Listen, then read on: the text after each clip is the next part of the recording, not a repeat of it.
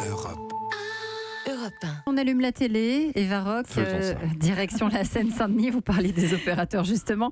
Ce soir, à la rencontre de femmes qui ont vécu dans les cités. Oui, alors qui ont accepté de se confier à Olivier Delacroix. Au cœur de leur dialogue, c'est la violence des cités, le rapport à l'autorité, à la religion, les difficultés économiques, le communautarisme ou encore les différences entre les garçons et les filles, comme le raconte Laetitia.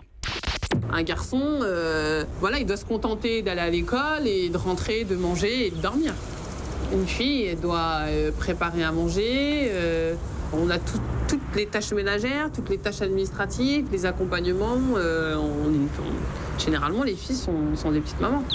Des petites mamans qui sont devenues adultes. Alors, ces femmes qui sont interviewées, elles sont devenues militantes, prêtes à aider les femmes des quartiers. Aucune ne renie son passé, ne regrette l'existence dans ces lieux, en fait.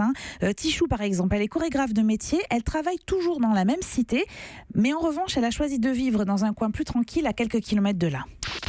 Le hip-hop m'a façonné, la danse m'a façonné, tous ces environnements m'ont façonné. Et j'ai pas envie de façonner mes enfants. En fait, j'ai envie de leur donner la chance d'être ce qu'ils sont vraiment. En dehors de tous les clichés, en dehors de toutes les stigmatisations, en dehors de toutes les cases. Ma question va peut-être être bizarre, mais c'est pas une vision un peu...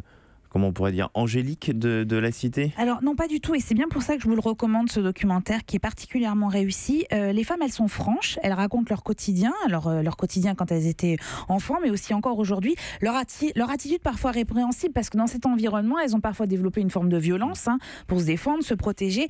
Écoutez Nadia, par exemple, qui se souvient de ses années d'études à la Sorbonne. Je me suis battue sur le trottoir de la Sorbonne Nouvelle, ouais. Je me suis fait traiter de fille des rues par une fille de ministre qui avait des anglaises et une robe espagnole.